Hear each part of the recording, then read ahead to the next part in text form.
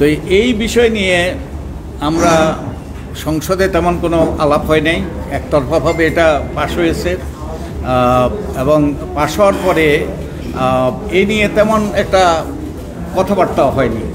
তো এই অধমই প্রথম 2013 সালে প্রথম বলেছি যে এই পঞ্চদশ সংশোধন যে পাশ হয়েছে সেটা যে লেজিটিমেসি ছিল না, এটার গ্রহণযোগ্যতা ছিল না, এমনকি আইনগত বৈধতাও ছিল না। আমি একটা লেখা লিখেছিলাম 28 অক্টোবর, কোন সংবিধান কার সংবিধান। 2013 সালের 28 অক্টোবরে আমি লেখাটা লিখেছিলাম। এই লেখাতে আমি পরিষ্কারভাবে বলেছি যে শুধু পঞ্চদশ সংশোধনের লেজিটিমেসি নয়, লেজিটিমেসি এই জন্য এতে একতরফাভাবে পাশ করা হয়েছে, জনগণের মতামত নেওয়া হয়নি। সংবিধান তো জনগণের মতামতের প্রতিফলন। এছাড়াও যেই সকল বিশেষজ্ঞদেরকে ডাকা হয়েছিল তাদের মতামত উপেক্ষা করা হয়েছে। সর্বোপরি যে একটা বিশেষ সংসদীয় কমিটি গঠিত হয়েছিল 15 সদস্যের এবং তার 12 জনই ছিলেন সরকার দলীয়, যে তারা সর্বসম্মতভাবে তারা সুপারিশ করেছিলেন তত্ত্বাবধায়ক সরকার রেখেই সংবিধান সংশোধন। এই সব উপেক্ষা করে পঞ্চদশ সংশোধনী পাশ করা হয় এবং পঞ্চদশ সংশোধনী পাশ করার মাধ্যমে তত্ত্বাবধায়ক সরকার ব্যবস্থা বিলুপ্ত হয়, যার মাধ্যমে যে ক্ষমতা চিরস্থায়ী করার একটা ব্যবস্থা হয়। তো এই লক্ষ্যে আমি শুধু এই লেখাই নয়, আরও অনেকগুলো লেখা লিখেছি। আমি অনেকগুলো সংবাদপত্রে লিখেছি, টেলিভিশনে আপনাদেরকেও বলেছি যে শুধু পঞ্চদশ সংশোধনী এটা অসাংবিধানিক নয়, যে যেই সরকার গঠিত হয়েছে পঞ্চদশ সংশোধনের মাধ্যমে সেই সরকারও অবৈধ। অর্থাৎ এই যে বয়ান যে শেখ হাসিনার সরকার অবৈধ ছিল, এটা এই আপনাদের এই অধমেই প্রথম এটা উপস্থাপন করেছে। এবং তার প্রেক্ষিতে শুধু লেখালেখি নয়, আমি একটা বইও লিখেছি তত্ত্বাবধায়ক সরকার ব্যবস্থা বাতিলের রাজনীতি। এই সব তথ্য উপাত্ত সংগ্রহ করে সব যুক্তি সব কিছু এখানে সংমিশ্রিত করে আমি এই বই লিখেছি। বইটার টাইটেলটা ছিল আসলে তত্ত্বাবধায়ক সরকার বাতিলের অপরাজনীতি। কিন্তু যেই প্রেক্ষাপটে এটা প্রকাশিত হয়েছে 2023 সালে, আপনারা তো জানেন 2023 সালে কী অবস্থা ছিল, তখন অপরাধ শব্দ বাদ দেওয়া হয়েছে, কিন্তু সব কিছুই ভিতরে আছে যে এই পঞ্চদশ সংশোধনটা অবৈধ ছিল, সরকারও অবৈধ ছিল। এবং এর পরবর্তীতে আমরা ঠিক করেছি যে আমরা আদালতে যাব, আদালতের আশ্রয় নেব। আমরা পঞ্চদশ সংশোধন যে পাশ হয়েছে সেটা আমরা চ্যালেঞ্জ করব। তো আমি এটা লিড পিটিশনার হয়েছি, আমার সাথে আরও 4 জন ছিলেন। আমরা গত বছর মামলা দাখিল করেছি, গত বছর অগাস্ট মাসে আমরা মামলা দাখিল করেছি। আমাদের লিড লয়ার হলেন যে ডক্টর শরীফ ভূঁইয়া এবং রেদওয়ানুল করিম, উনি সহকারী ছিলেন, ওনারা এটা নিয়ে লড়েছেন। এবং আমরা এই মাসেই তো রায় হলো, রায় ডিসেম্বরে হয়েছে, পূর্ণাঙ্গ রায় এই মাসে পূর্ণাঙ্গ রায়, লিখিত রায় সেটা এই মাসে প্রকাশিত হয়েছে। তো আমরা যে তত্ত্বাবধায়ক সরকার ব্যবস্থাটা ফিরিয়ে আনার যেই আকাঙ্ক্ষা নিয়ে যে আমরা রিটটা করেছি এবং আমরা পঞ্চদশ সংশোধনী অবৈধ এই যুক্তিতে করেছি, এটা আদালত আমাদের সাথে একমত হয়েছে। এবং আমাদের এই আইনজীবীরা এবং আমাদের আইনজীবী তিনি যে আর্গুমেন্টগুলো উত্থাপন করেছেন তার ভিত্তিতে একটা বইও প্রকাশিত হয়েছে, revolutionary constitutionalism and why it was essential to declare the 15th amendment unconstitutional, ওনার এই আর্গুমেন্টের ভিত্তিতে। এবং ওনারা এই কাজটা করেছেন একটা অত্যন্ত যোগ্যতার সাথে এবং অত্যন্ত সুচারুরূপে ওনারা এই মামলাটা তুলে ধরেছেন। ওনাদের আর্গুমেন্টগুলো ওনারা কনভিন্সিংলি ওখানে উত্থাপন করেছেন, যার ফলে আদালত আমাদের সাথে একমত হয়েছে, পঞ্চদশ সংশোধনকে অসাংবিধানিক বলে ঘোষণা করেছে। এবং তারা এই কাজটা করেছেন সম্পূর্ণ স্বেচ্ছাশ্রমের ভিত্তিতে, মানে বিনা পারিশ্রমিকে, সম্পূর্ণ ভলান্টিয়ার হিসাবে এই কাজটা করেছেন, প্রো বনো যেটাকে বলে, এই কাজটা সম্পূর্ণ বিনা পারিশ্রমিক করেছেন। তো আমি আর কথা বাড়াবো না, আমি আমাদের লিড লয়ার ডক্টর শরীফ ভূঁইয়াকে কথা বলার জন্য এখন আহ্বান করব। সর্বশেষ অবস্থাটা নিয়ে আপনি উনি বলবেন। আচ্ছা, আমরা এবারে আপিল করব। আমরা আমরা আনন্দিত। ওকে, হ্যাঁ, ওকে।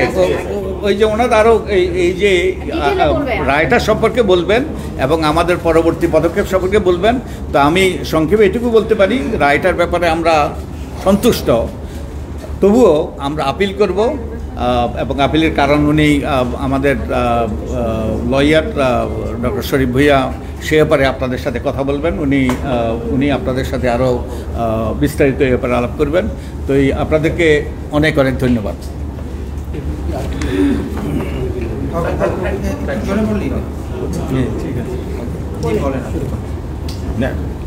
রায়ের ব্যাপারে তো ডক্টর মজুমদার বলেছেন। তো হ্যাঁ, এবং আপনাদের সকলকে প্রথমে ধন্যবাদ, আপনারা কষ্ট করে এখানে এসছেন আমাদের কথা শোনার জন্যে, সেজন্য ধন্যবাদ। এবং আমি ডক্টর মজুমদারকে ধন্যবাদ জানাই এই জিনিসটা আয়োজন করার জন্য।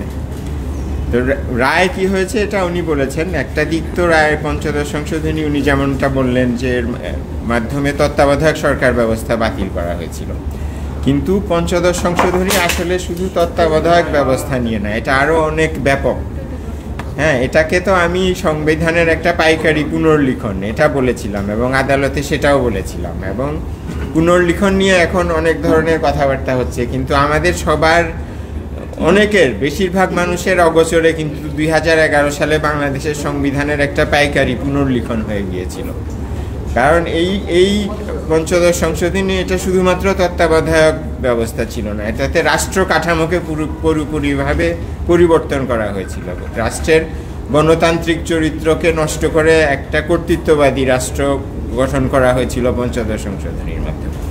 এবং এই জিনিসগুলো আমরা পঞ্চদশ সংশোধনী মামলায় কোর্টের সামনে আর্গু করেছিলাম। এবং এই আর্গুমেন্টগুলো ডক্টর মজুমদার যে বইটা দেখালেন এখানে আপনারা পাবেন, যে কিভাবে পঞ্চদশ সংশোধনীর মাধ্যমে বাংলাদেশকে একটা গণতান্ত্রিক রিপাবলিকান স্টেট থেকে একটা কর্তৃত্ববাদী রাষ্ট্রে পরিণত করা হয়েছিল। তো এখন রায়ের মাধ্যমে পঞ্চদশ সংশোধনীর অনেকগুলো খারাপ দিককে অসাংবিধানিক ঘোষণা করা হয়। এর মধ্যে আছে তত্ত্বাবধায়ক সরকার ব্যবস্থা বাতিল করা এবং সংবিধানকে সংশোধন অযোগ্য করার যে ধারা সেটাকে, গণভোটের একটা বিষয় ছিল সেটাকে, তারপরে সাতের একটা সিডিশনের অফেন্স পঞ্চদশ সংশোধনীর মাধ্যমে ইন্ট্রোডিউস করা হয়েছিল, যেটা মত প্রকাশের স্বাধীনতাকে খুবই গুরুতরভাবে খর্ব করেছিল। তো এই সমস্ত অনেকগুলো পঞ্চদশ সংশোধনীর অনেকগুলো নেগেটিভ দিককে অসাংবিধানিক ঘোষণা করেছেন। সেই কারণে রায়ের ব্যাপারে আমরা সন্তুষ্ট, কারণ এর মাধ্যমে গণতন্ত্র পুনরুদ্ধারের ক্ষেত্রে একটা বিশাল অর্জন আমি বলবো এই রায়কে। তবে পঞ্চদশ সংশোধনীর আরও অনেকগুলো বিষয় ছিল, এবং একটা বিষয় ছিল যে এই সংশোধনীটা সম্পূর্ণ একটা অস্বচ্ছ প্রক্রিয়ায় এটা করা হয়েছিল, এবং সংবিধান সংশোধনের জন্য কতগুলো নিয়ম বলে দেয়া আছে, ওই নিয়মগুলো না ফলো করে এই সংশোধনী করা হয়েছিল। এই দিকগুলো রায়ে পুরোপুরি আলোচিত হয়নি এবং পুরোপুরি এই দিকগুলো অ্যাড্রেস করা হয়নি রায়ে। তো সেই দিক থেকে রায়টা ভালো, কিন্তু এটা কিছুটা অসম্পূর্ণতা আছে বলে আমরা মনে করি। শেষ করে আসলে রায় এখন বাস্তবায়নের পথে যাওয়ার পর্যায়ে কোন জায়গায় আছে? আচ্ছা, বক্তব্য শেষ করুন। অবস্থাটা এবং বাস্তবায়নের পথে যাওয়ার কোন জায়গায় আছে? আচ্ছা, বক্তব্যটা শেষ করুন, তারপরে প্রশ্ন করেন। রায় বাস্তবায়ন বলতে এটা যেহেতু একটা সাংবিধানিক সংশোধনীর সাংবিধানিকতা নিয়ে এটা রায় হওয়ার পরেই রায়টা কার্যকর হয়ে যায়, এটা বাস্তবায়ন করার জন্য আর কোনো পদক্ষেপ নিতে হয় না। কাজেই যখন আদালত পঞ্চদশ সংশোধনীর যে অংশগুলোকে অসাংবিধানিক ঘোষণা করেছেন আদালত, মাননীয় আদালত, সেই অংশগুলো অটোমেটিক্যালি বাতিল হয়ে গেছে, এবং বাতিল হয়ে সেই সংশোধনীর আগের অবস্থায় অটোমেটিক্যালি ফিরে গেছে। কাজেই তত্ত্বাবধায়ক ব্যবস্থা সংক্রান্ত বা 7 ক 7 খ ধারা সংক্রান্ত বিধান পঞ্চদশ সংশোধনীর আগের অবস্থায় ফিরে গেছে অলরেডি, কিন্তু তত্ত্বাবধায়ক ব্যবস্থা পুরোপুরি ফিরে আসেনি এই কারণে যে তত্ত্বাবধায়ক সরকার ব্যবস্থা বাতিল করা হয়েছিল দুইভাবে। আপনারা হয়তো অনেকে জানবেন, তত্ত্বাবধায়ক সরকার ব্যবস্থা আমাদের আপিল বিভাগ একটা রায়ের মাধ্যমে বাতিল করেছিল ত্রয়োদশ সংশোধনী মামলায়, এবং তত্ত্বাবধায়ক সরকার ব্যবস্থা সংসদও বাতিল করেছিল পঞ্চদশ সংশোধনীর মাধ্যমে। তো সংসদ যে তত্ত্বাবধায়ক সরকার ব্যবস্থা বাতিল করেছে সেটা এই রায়ের মাধ্যমে বাতিল হয়েছে, কিন্তু আপিল বিভাগের রায়টা এখনো রয়ে গেছে। এবং সেই ত্রয়োদশ সংশোধনী রায়ের ব্যাপারেও ডক্টর মজুমদার পিটিশনার হয়ে একটা রিভিউ দাখিল করেছেন, সেটা এখন আপিল বিভাগে বিচারাধীন আছে। তো ওই মামলার শুনানি শেষে যখন ওই মামলার রায় আমরা আশা করি যখন ডক্টর মজুমদারদের পক্ষে আসবে, তখন তত্ত্বাবধায়ক সরকার ব্যবস্থা পুরোপুরি ফিরে আসবে। তো এটা গেল তত্ত্বাবধায়ক সরকার ব্যবস্থার দিক। আর এই পঞ্চদশ সংশোধনী মামলার আমি যেমনটা বলছিলাম, যেমন আদালতের মাননীয় আদালতের পর্যবেক্ষণও এটা উঠে এসছে যে পঞ্চদশ সংশোধনী যথাযথ প্রক্রিয়া অনুসরণ করে পাশ করা হয় নাই। একটা হলো এটার মূল বিষয়গত দিক, যে পঞ্চদশ সংশোধনী যে সমস্ত বিষয় সংবিধানে যুক্ত করেছে সেই বিষয়গুলো অসাংবিধানিক। তো এই বিষয়গুলোর মধ্যে অনেকগুলো বিষয় অসাংবিধানিক ঘোষণা করেছেন আদালত, কিন্তু বিষয়ের বাইরেও প্রক্রিয়ার একটা ব্যাপার আছে, যে একটা সংবিধান সংশোধন প্রণয়নের কতগুলো প্রক্রিয়া আছে, তো সেই প্রক্রিয়া যথাযথভাবে অনুসরণ হয়নি। পার্লামেন্টারি কমিটিকে পাশ কাটানো হয়েছে, একজন ব্যক্তির ইচ্ছাকে প্রাধান্য দেওয়া হয়েছে। এই জিনিসগুলো ওনার এই আমাদের ডক্টর মজুমদারের এই বইতে খুবই সুন্দরভাবে আছে, এবং এগুলো আমরা আর্গু করেছিলাম।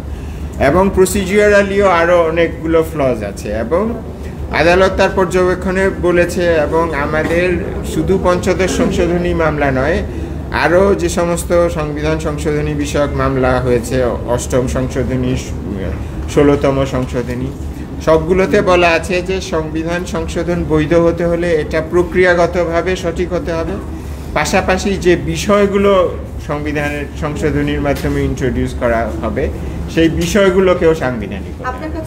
কিন্তু পদ্ধতিগত ত্রুটির বিষয় যদিও আদালত পর্যবেক্ষণে বলেছেন, কিন্তু তারপরও পঞ্চদশ সংশোধনী পুরোটা বাতিল করা হয় নাই। তো আমরা আদালতকে বলেছিলাম যে এই পদ্ধতিগত ত্রুটির কারণে এটাকে পুরোটা বাতিল করা উচিত। তো সেই ব্যাপারটা আরো বিশদ আলোচনার আমি মনে করি অবকাশ আছে। আপিল করবেন স্পেসিফিক যদি একটু বলেন আমরা। আচ্ছা, আর একটু সংযোজন করি, সেটা তো আছে। আর আপনারা তো আপিলের রায়ের অপেক্ষা করছেন, আপিল তো করেন না।